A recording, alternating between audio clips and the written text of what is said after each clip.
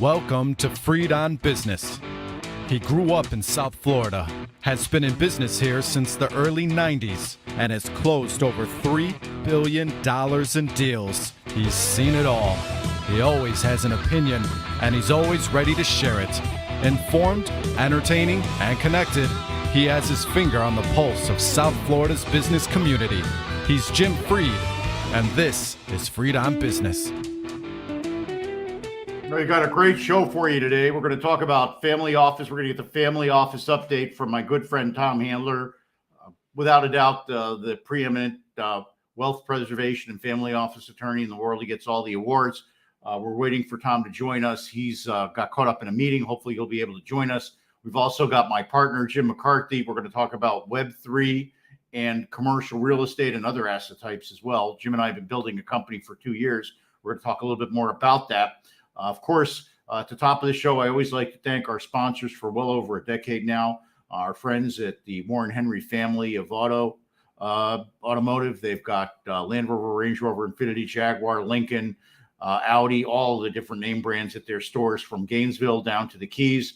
I want to thank Larry, Eric, and the rest of the team up there for always being a part of the show and being a sponsor. We love them very much, and we can't thank them enough. So without any further ado, let's bring on Mr. McCarthy. Where is he?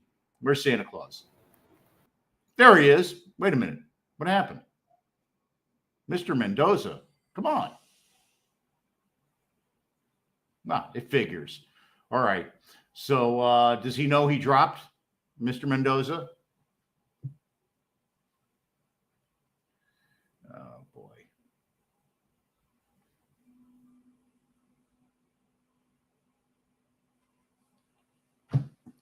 Well, in any event, for the last 2 years, there he is. For the last 2 years, Mr. McCarthy and I have been researching and working on a new capital market strategy that involves real estate and other asset types. We're using tokens and the blockchain digital security systems to help people raise money for real estate syndication. Welcome back, Jim McCarthy. Hi, Jim. Sorry, disconnected there. That's okay. I'm sure a cat just nibbled through the cable or something. So, Jim, let's set the predicate here. As I like to tell people, 50 years ago, there were folks playing golf on a golf course, a developer, 2 doctors, and a tax attorney. And the tax attorney said to the 2 doctors, hey, what if I could give you 3-to-1, 4-to-1 tax write-offs? He said to the developer, what if I could help you pull out some of your cash? And the real estate syndication model was born. Today, it's updated. We've gone through master limited partnerships, TICs, DSTs, public and private REITs, and we've now gotten to the point where all of this can be done automatically online to create efficiency and cost reduction. Jim, tell me a little bit about the firm that we're venturing with. I know about it, but let's talk to the folks about it. Talk a little bit about Oasis. Can we talk about Oasis? Sure. Oasis is our strategic partner for the purposes of doing registered offerings and providing for primary and secondary trading. It's a fully regulated SEC registered broker-dealer running software on a couple of different blockchains, Avalanche, Polygon, Ethereum, and so on.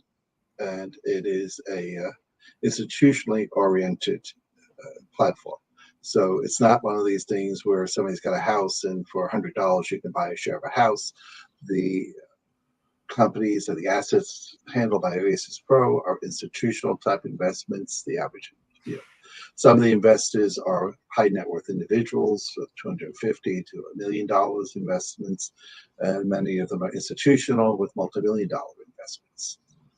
We're working with them on setting up a co-branded platform, which we'll be offering to our real estate and non-real estate investors.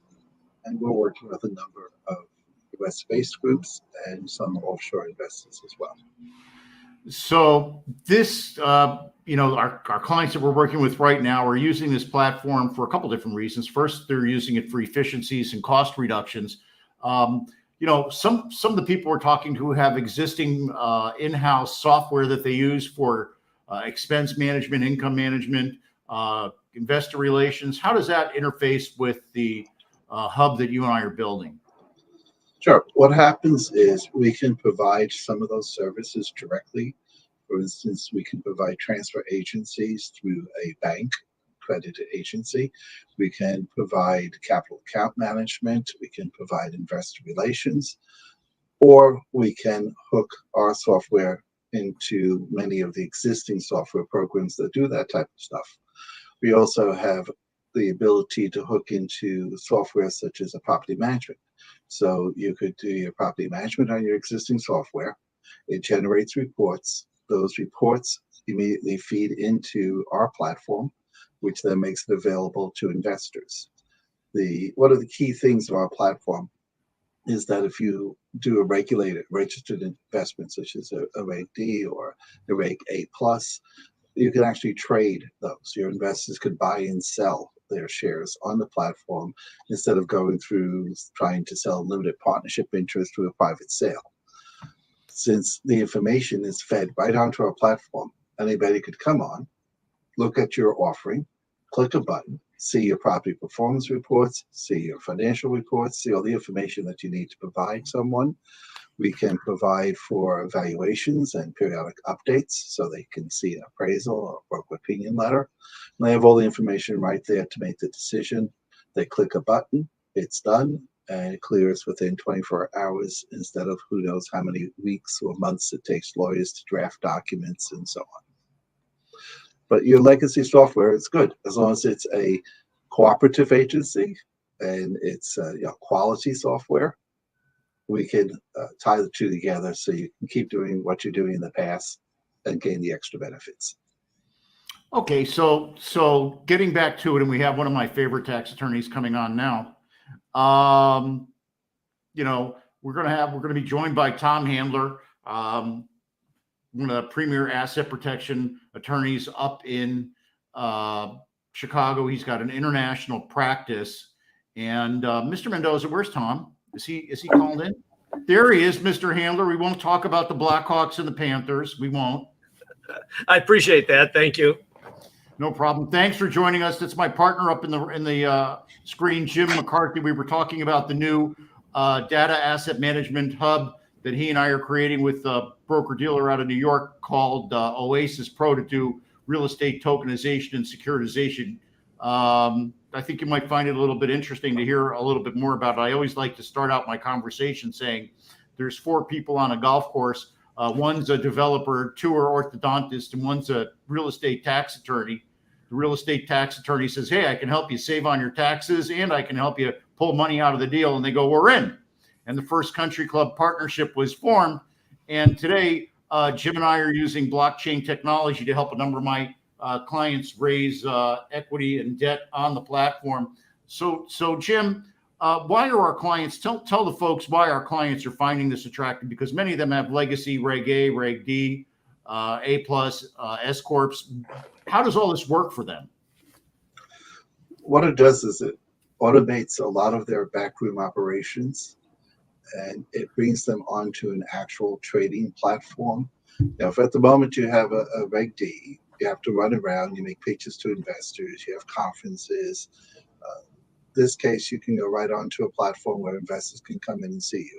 The platform is open, visible. That's at your request. You can restrict it if you want, but you can make it visible to everyone in the world. But not everyone can invest because we set the minimum criteria. For instance, we do know your client, we do anti-money laundering reviews, and we can restrict it to accredited investors. We can restrict it to geographic areas. For instance, you can't sell to Canadians from an American platform, but we could set it up. And if you have a property that is of specific interest to a certain area, we can focus on that.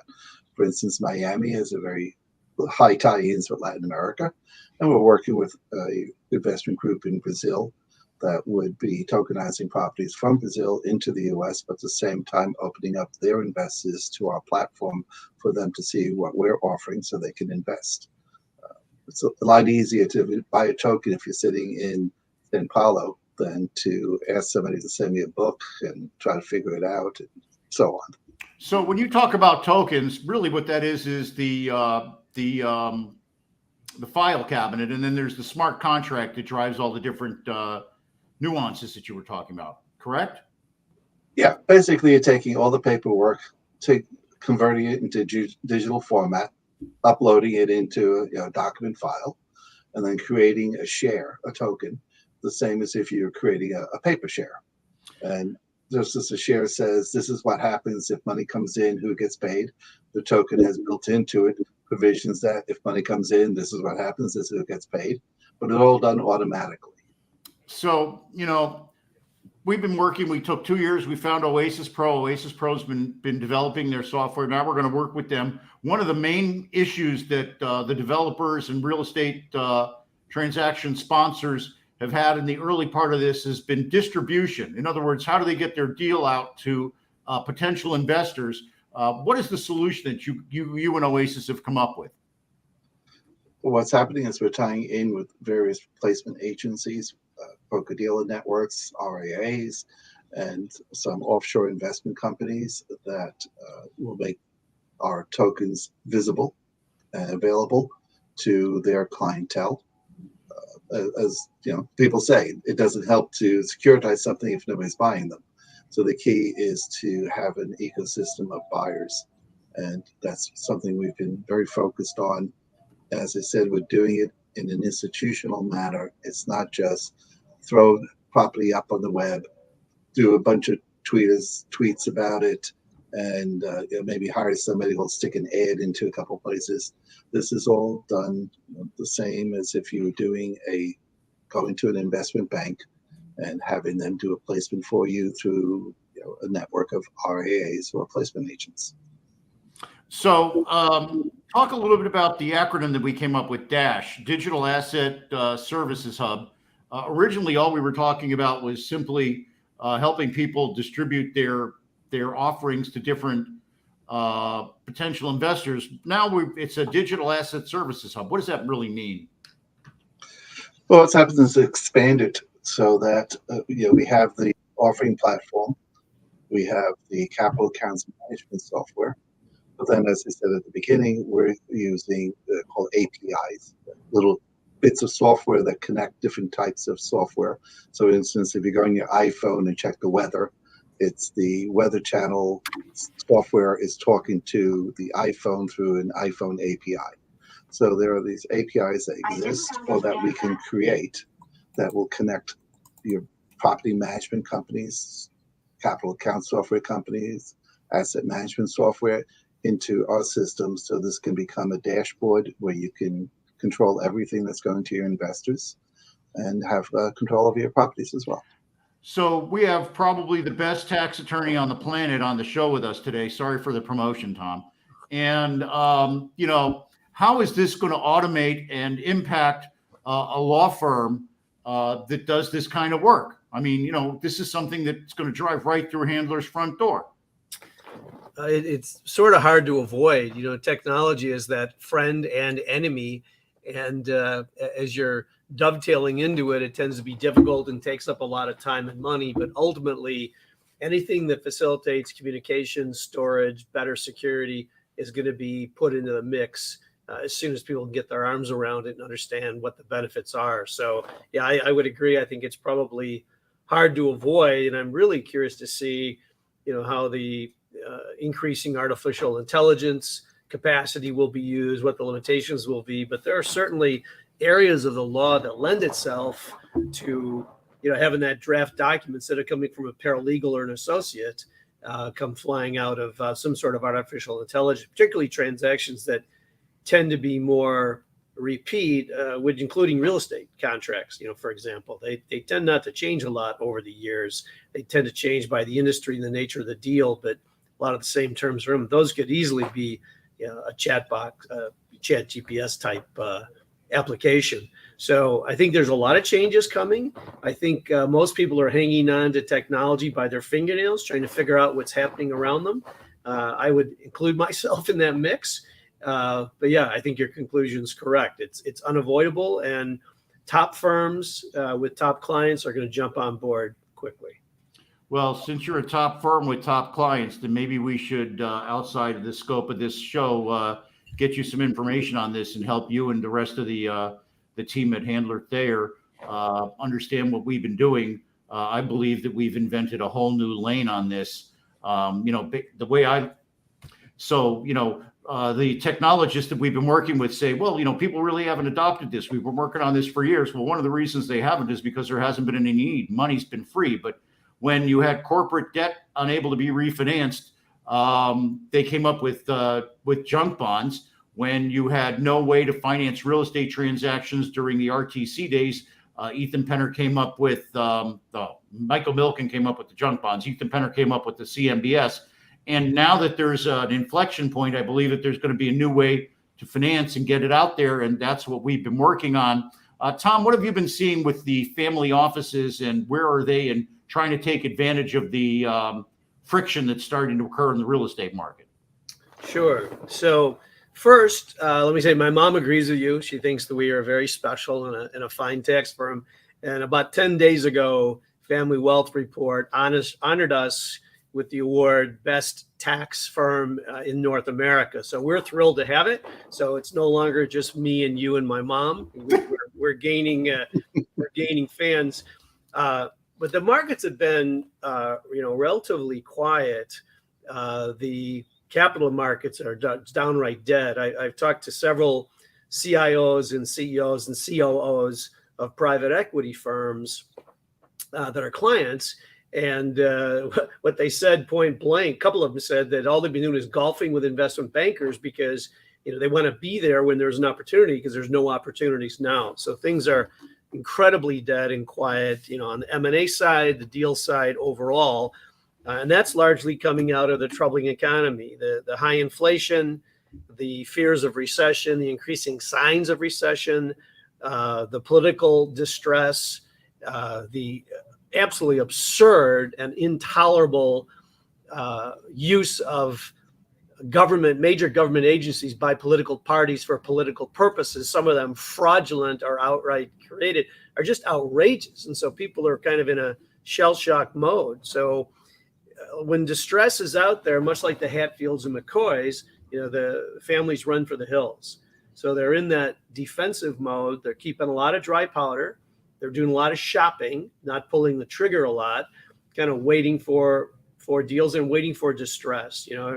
Someone, guys like Sam Zell made a lot of money during those real estate meltdowns, the thrift savings and loan crisis, 2008, 2009. If you can buy at the bottom and or buy from the government, who isn't very good at selling anything, it's a great way to become a multi-billionaire. So there's a lot of that going on. And because people are concerned and wary as the signs of recession look more and more clear, and it also looks like the Fed waited too long, raised their rates too little, too late, and now they're actually spurring, the inflation and hurting the economy at the same time, depending on your view. None of this looks positive for these markets. So I think the families are looking for opportunistic deals. They're going to look for people in distress and do some bottom feeding when the getting is good. In capitalist society, cash is king, and it's never more king than in difficult times. And as interest rates go up and, lending, looking for 7-8% real estate lending or higher, that's not where you want to be. So having a ton of cash makes those deals look a lot easier. So I think families are focused on other things while they're kind of waiting to see how this shakes out. In particular, massive taxpayer flight globally, states, leaving all the bankrupt blue states and going to redder, less bankrupt states with lower taxation or no tax. Thank you, by the way, to the Illinois political folks for sending Citadel our way. We're waiting for the rest of them to join them. Tom, I've got great people to help your clients relocate if they want. You know what? Losing Citadel, it was a horrible blow. There are literally hundreds of employees making over $1 million a year. So Citadel itself was a great taxpayer, and its executives were all huge taxpayers, and arguably, the Ken literally is one of the single biggest taxpayers in Illinois. So it was one of the single biggest taxpayers in Illinois. So that loss is going to be felt, and that's happening across the board, California, Minnesota, Connecticut, New York, New Jersey, the most bankrupt, most poorly run blue states have lost the most population by far.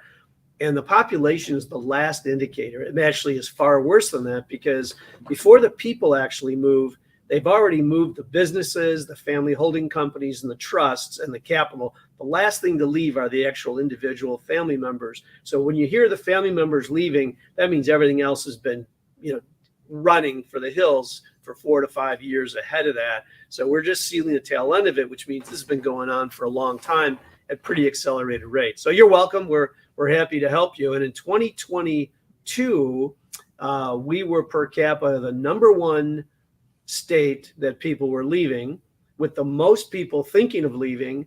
And for the first time in 25 years, we were the highest overall taxing state, beating out New York and California for the first time in a very long time, all of which are bad indications for the economy and the population and trends.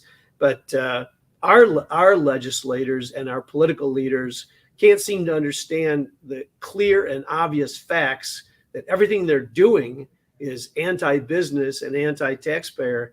And it's not just a tax drain, it's a brain drain, it's a job drain, it's a business drain, it's a cash drain, ultimately a tax drain as well.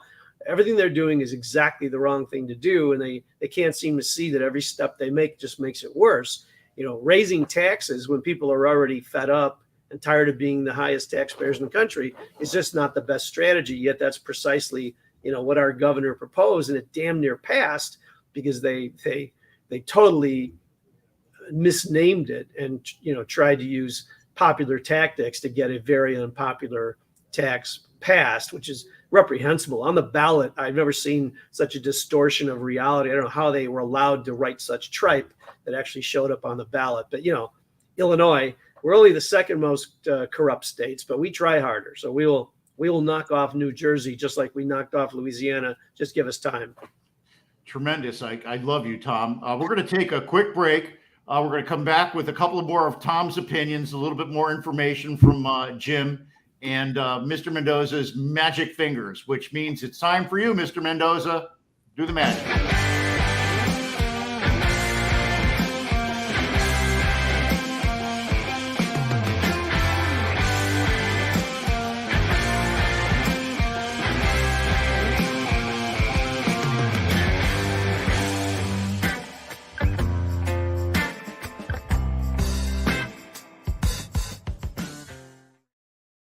No, that's a tremendous photo. My mother-in-law's house is in that picture, but since it's so wide, we can't tell you exactly where. And I actually have friends that live in that building and have been on a balcony just like that all the time. I want to thank our friends at Warren Henry for well over a decade sponsoring the show. We've been on for 15 years. Warren Henry's been a part of the show for most of that time. Thank you to Larry, Eric, Ismet, and the rest of the team. Warren, of course, over at Warren Henry. And remember, when you're looking to buy or lease a car, you want to get every advantage that you can. That's why I have to check out Warren Henry, Land Rover, Range Rover, Infiniti, and Jaguar, Lincoln up at 151st and Biscayne.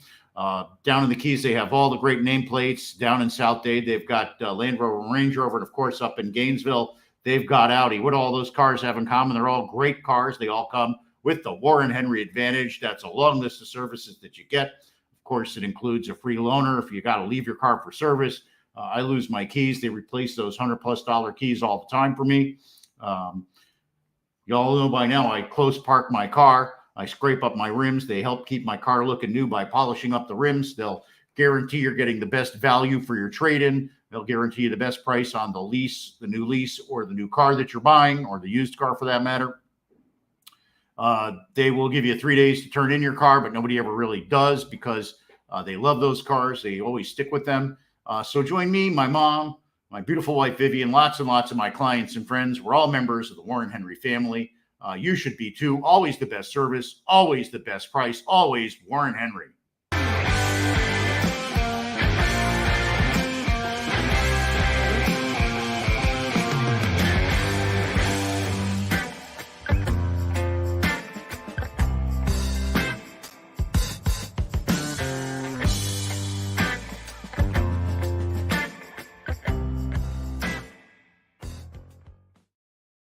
I don't know, Mr. Mendoza. You must be looking at my deal sheet showing all the deals that I've closed there in the videos. Thank you so much for giving me that advertisement. I'm Jim Freed. I'm the founder of Sandstone Realty Advisors. We advise high net worth families and real estate operating companies from across the world on how to capitalize their deals and execute their business plans. Right now, we're working with one of the big local families to do a development deal. One phone call, I found a big tenant and the investor, same person. All the banks are falling all over themselves to do our deals because they're industrial. We're also doing a bunch of build to rent and retail single tenant deals. That's what's still hot in the economy. Those are deals that we can still get done. And of course, you're hearing me talk with Jim McCarthy about my new real estate hub for real estate capitalization and digital asset services. We call that Dash. Remember, reach out to me, call me, DM me. Let me help you solve your real estate problems. Remember, my personal brand is that I self-actualize by helping other people achieve their dreams and goals. I do that by solving their problems and bringing them peace of mind. And remember, whenever you call me, it's always all about you. Welcome back to Freed on Business. Connect with us on LinkedIn, YouTube, Facebook, and Twitter at Jim Freed or at Freed on Business, and on Instagram at Jim Freed1. Now, back to your host, Jim Freed. All right, we've got a tremendous show. We've got Tom Handler telling us all about how the families and high net worth investors are looking at what's going on in the real estate market and the dynamic between some of the high tax states and some of the lower tax states. We've got Jim McCarthy, my partner. We're talking about Web3 and the Web3 universe and what we're calling Dash. Where is Mr. McCarthy and where is Mr. Handler? There he is. Oh, you inverted them. Fantastic. So Tom, we've been talking a little bit about this real estate syndication method that we've been using with blockchain. We've been starting to get a lot of drag with institutional investors and sponsors. Jim, what's the difference between what we're doing now and the platforms that have been up before, compliance, things like that? Well, we're taking a lot of what was done by paper and automating it, pulling it all together into one system. So, for instance, your client and anti-money laundering checks are handled internally instead of having to send people out to an external firm or a law firm to review. We're digitalizing and automating a lot of the documentation. And then with the smart contracts, we are automating things that in the past were done by hand. So, for instance, in the past, you did a distribution. Somebody sat down originally with a calculator, then with an Excel spreadsheet, now maybe with some piece of software, calculates things out, and then it sends out checks or wires. Here, it's automatically done for you. You simply say, here's a distribution, it's calculated, everybody gets their calculations, their share. Funds are transferred immediately via your transfer agent, and makes your life a lot easier and makes everything faster. I was kind of going for how I'm going to clean out Handler's office. You got all those documents behind him. You've got that press behind you to do the official notary stuff, Tom. I mean, I'm going to automate you yet, even if it's your young associate that's going to come up and help you with that while you're in the wheelchair. I don't know. So that press is antique from the 1800s. It was a gift from a client. I don't think it hasn't been used in the last 100 years, but I love the look of it. It just says green shade and eyeglasses in the middle of the night, which is how I remember my career starting. Going forward, we've been surprised at watching the allocations to different cryptocurrencies increase over time in our client base. And we have several families that we represent where it's their primary assets. That's the asset that built the family's wealth. So notwithstanding some of the regulatory issues, the vast majority of the industry is stabilizing and, doing things at a higher level. And I think that will continue to evolve. I don't see this stuff going away at all. I just see it ultimately picking up more speed and being more tightly regulated. And over time, it's certainly foreseeable that there's a global cryptocurrency. And I pray for our sake that it's a U.S. controlled and regulated cryptocurrency, because if we lose the dollar as the standard, that has all kinds of economic, business, trade, and political ramifications. So I think it's critical that we get out in front of the game, and the U.S. develops their own crypto dollar, so to speak, so it becomes the ultimate global winner. I certainly don't trust China, for example, to have a cryptocurrency, as much as I don't trust them to try to get my money out of the country, which is an extremely difficult deal, and more difficult now that the premier has declared himself dictator for life. He's starting to look more and more like our good friends in North Korea, not a positive thing.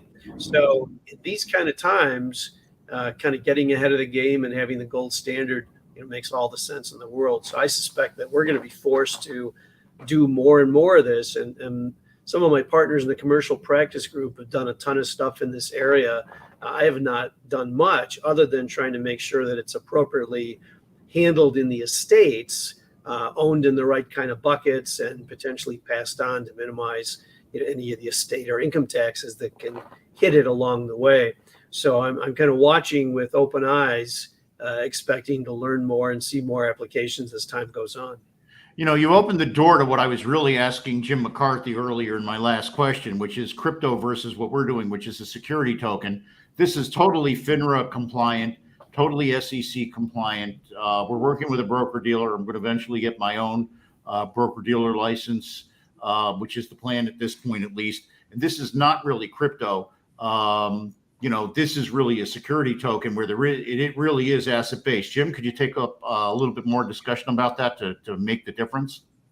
Yeah, there's two differences. One, people think when they say the word cryptocurrency that it's somehow a secret, being used by people for illegal purposes. The crypto in cryptocurrency just means it's encrypted. It's similar to if you get a dollar bill, it's got the little holograms and the threads in it so that you can prove that it's a real dollar.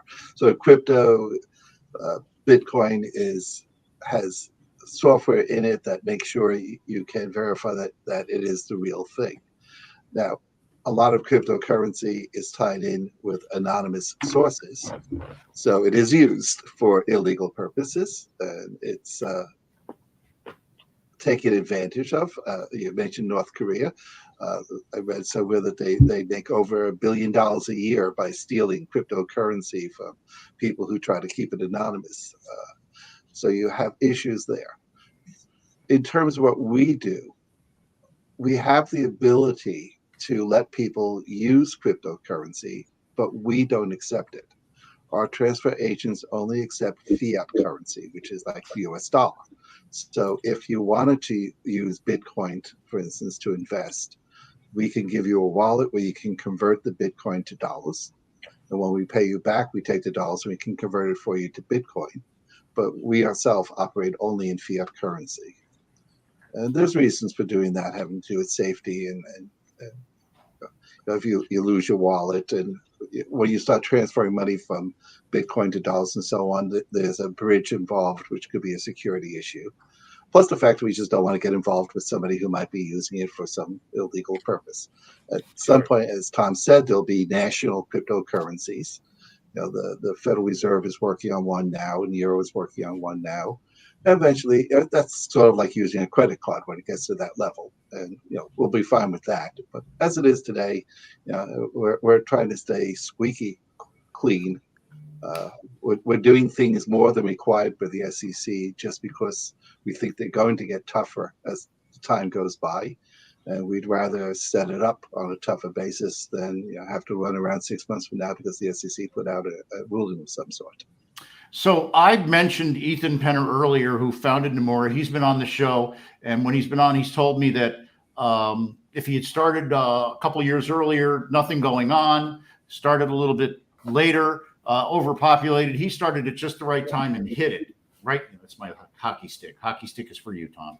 And there have been other firms in this space now. What's different between our firm and the firms that have been in the space now? And why would somebody want to learn more about our firm versus what's been going on up until now? Well, as you said, we started on this 2 years ago. So we've been interviewing various providers, sat through I don't know how many web errors, and read how many white papers on this to get down to the service provider.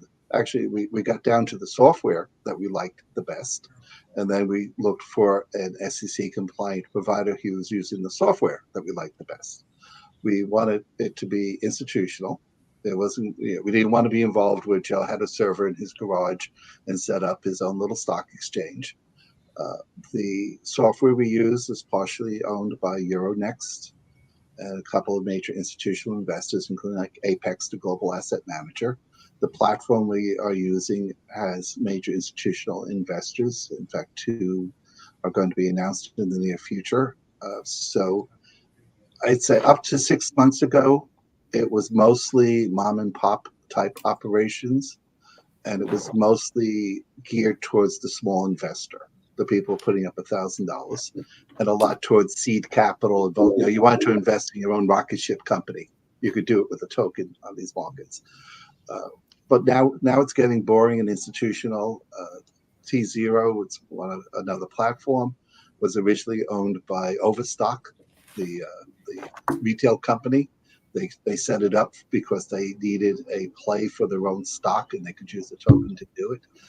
But now it's owned by ICE, the company that owns the New York Stock Exchange, the London Stock Exchange. So they're now the player. As I said, we're involved.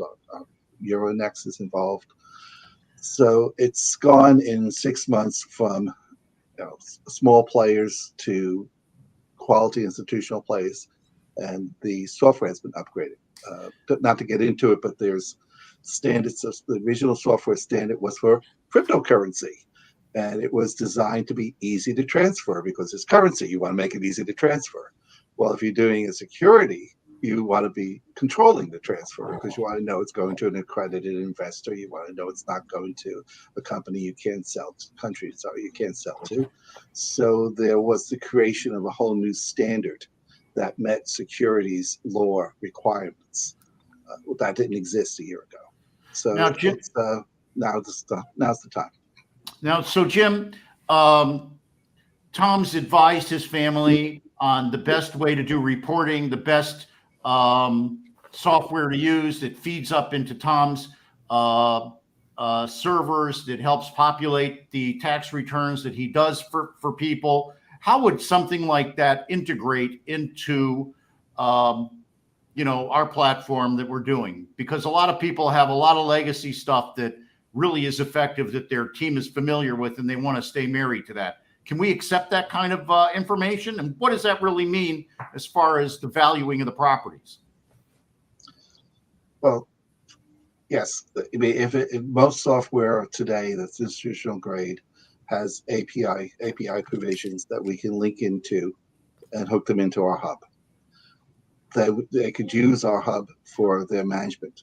For instance, you got to remember there's 2 parts to it. The first part is the digitalization, where you're taking the documentation, digitalizing it, and setting up the control mechanisms and the dashboard. You could use that just because you have a private investment or a family office or something, and you can use that. The second is the tokenization. I mean, you don't have to make these shares publicly traded. You can keep them within a family office and allocate them among the family members.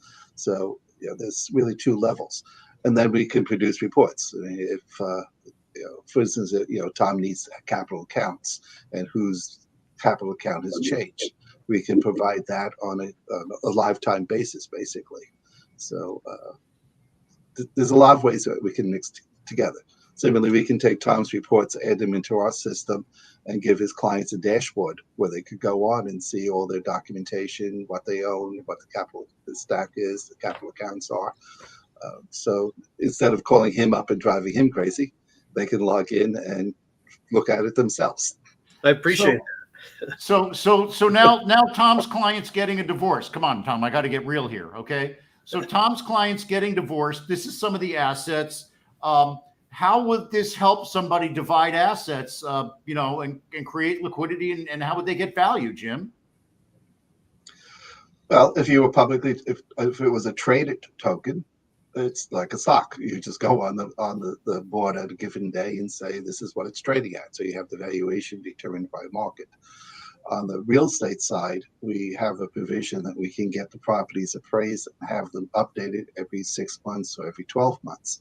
So you have a third party, and the appraisals are done by major firms like CRE, Cushman. It's not a small, not a guy sitting in a room someplace. So you would then have an objective valuation of the assets. If you want to do the allocations, you can simply tell us, okay, these people own 100 tokens, 50 of them go to this person, 50 go to this other person, and by the way, these 10 are in the deal for this person, and this one's getting enough from 10. Give us a day, and we can split all the tokens up. We create new tokens, have their own accounts, and it's done. All right, well, we're going to take a quick break, and then we're going to let Tom ask a couple of questions because I see the gears spinning over there. So Mr. Mendoza, use your magic fingers, show all the great deals that I've done, and then we'll be right back with Tom and Jim talking about family offices, investing in real estate, and using modern methodologies to do so. Mr. Mendoza, time for your modern methodology.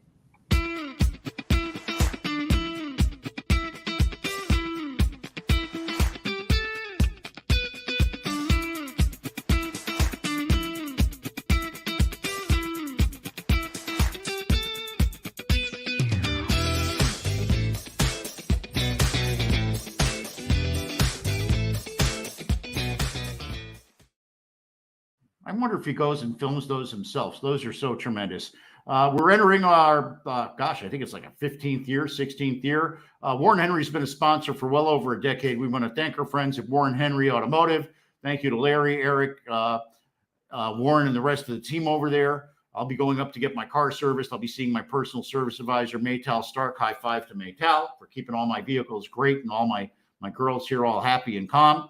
Hey, when you're looking to buy or lease a car, you want to get every advantage that you can. That's why I have to check out Warren Henry. Land Rover, Range Rover, Infiniti, Jaguar, and Lincoln up at 151st and Biscayne. Gainesville is Audi store. Down in the Keys, they sell everything. South Dade, they've got a brand new Land Rover, Range Rover store.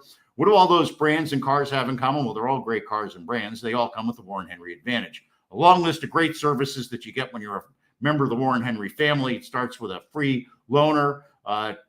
Accelerates to a number of great benefits. If you damage your keys or lose them, they'll replace them. If you damage your car rims, for instance, they'll polish them up. They'll guarantee that you're getting the best price on your trade-in, the best price on your new car or your used car or your leased car.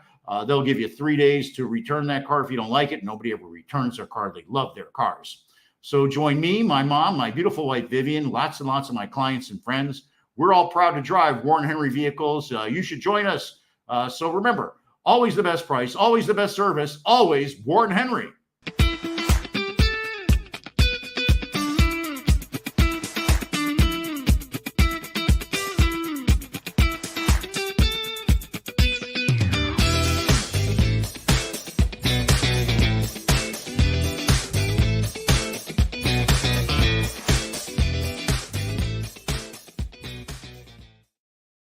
Hi, I'm Jim Freed. I'm the founder of Sandstone Realty Advisors, and we help families, real estate operating companies, and institutions make investment decisions and create real estate transactions every single day.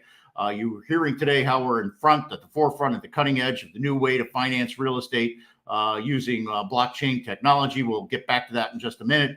If you have a real estate challenge that's coming up, I've gone through many, many cycles. I know what to do. I know how to do it. I know how to help you preserve your assets in the real estate sector. Give me a call. I can introduce you to somebody to help you recapitalize your deal or get it across the finish line. I'm working with some of the biggest families here in South Florida right now to do that. And we've also got clients from all over the world. You heard Jim talking about Argentina and Brazil. We've got Australia, Europe, and also Canada. How can I not remember Canada? In any event, reach out to me, DM me, text me, call me, whatever you'd like to do. Just remember that my personal brand is I self-actualize by helping other people achieve their dreams and goals. I do that by solving their problems and bringing them peace of mind. And never forget, whenever you call me, it's always all about you.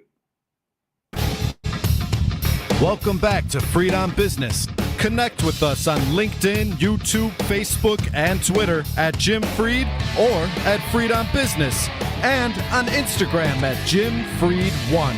Now, back to your host, Jim Freed. All right, we're on with Tom Handler, the preeminent tax attorney in the country, is awarded by, but Tom, you got to bring out that award. I got to see that award. And then we've also got Jim McCarthy, my partner on the Web3 syndication platforms. Mr. Mendoza, ¿dónde están? There they are. You keep mixing them up. One guy's in one place one time and the next place another time. So, Tom, you've been listening to Jim rambling on about our new concept and everything. I know you've been really up to date on this. Do you have any questions that you'd like to ask Jim yourself? I would actually. So notwithstanding the fact that the reporting can integrate and be part of the systems that we use for planning to track net worth growth, tax hit growth, so on and so forth, what are the primary benefits to the family of using this token blockchain approach? Say that there's two benefits. One is just pulling everything together into a digital format that's on the blockchain, so nobody can come back later and say, I didn't see that document. I saw. There's a safety and security aspect to it.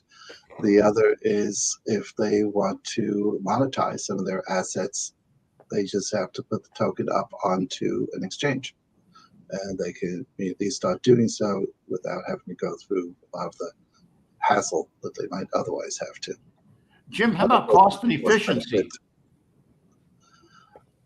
Well, you automate something, it's always more efficient, and you lower on mistakes, so you don't spend the time double checking and triple checking things because it's all built into the system.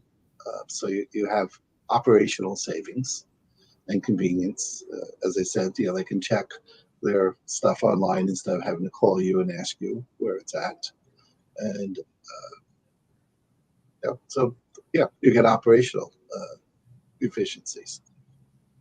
Tom, what else you got? That was a good one. Well,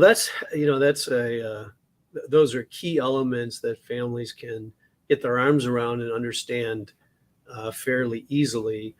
I know that some of our clients who are working with tokens and blockchain technology have run into both competition and then sort of just a long learning curve to get people or users up to speed. And those exchanges exist. So, for example, one of our clients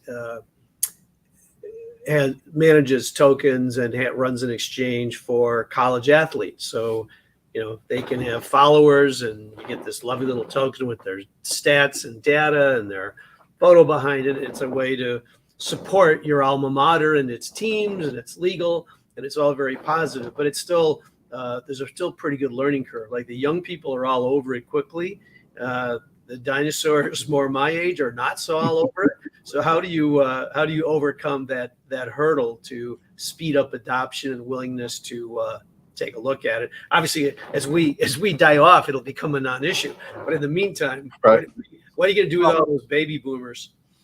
Well, first of all, I think that Jim, I think that there's a definitional discussion that we have to have first, because what Tom is talking about is really an NFT that the athletes are using versus a security token, which is really an investment vehicle that actually comes with something other than somebody's pictures and statistics.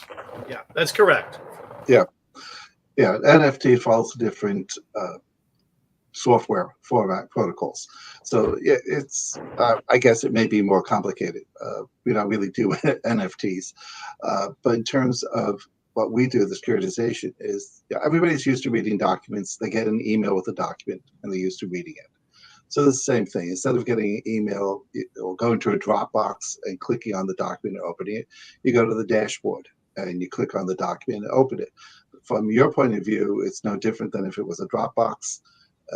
But from our side, it's a document that's been digitalized onto a blockchain, so it can't be altered.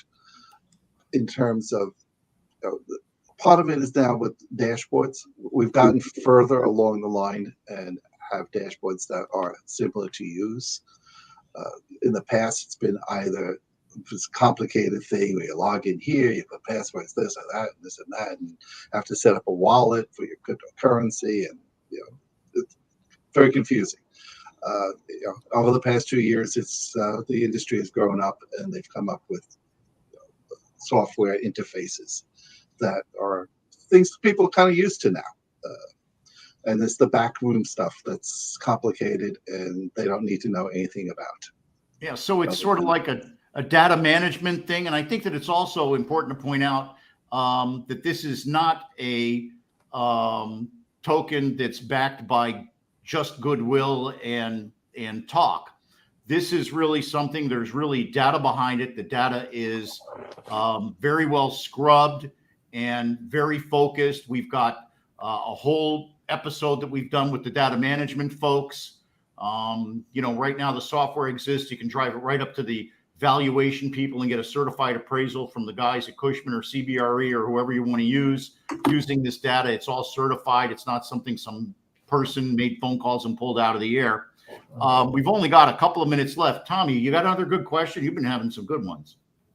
No, that's about it for now. But I look forward to getting your information so I can try to get more up to speed on it, and then share it with my real estate partners in our commercial practice group to see the applications. And they're much more familiar with this than I am.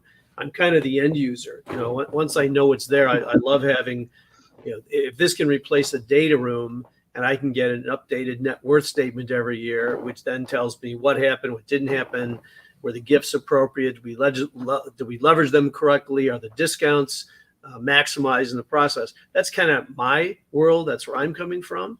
But from the deal guys, they have a whole additional set of benefits of having, in effect, that deal warehouse all put together that can't be modified with a level of security that is not all that common. So I get it fundamentally, but I need to learn more.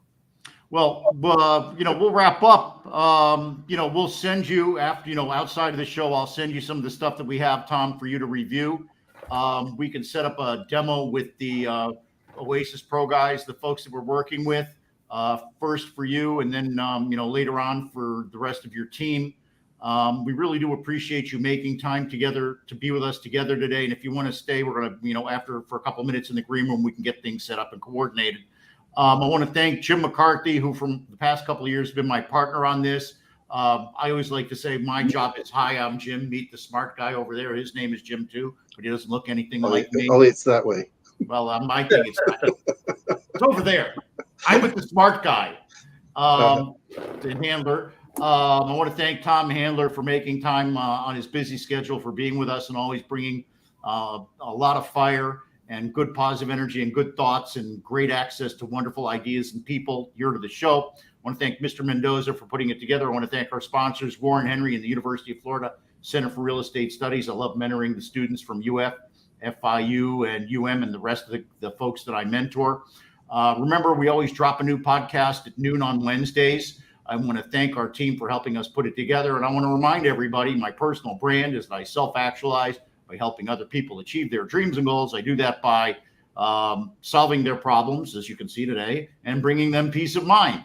So reach out to me, DM me. Remember, when you call me, it's always all about you. We'll be on with a new live show next Wednesday at noon. And remember, everybody, the person who wants to do something finds a way. The other finds an excuse. Now go out there and make it happen. God bless you, and God bless the United States of America. Mr. Mendoza, your time to shine.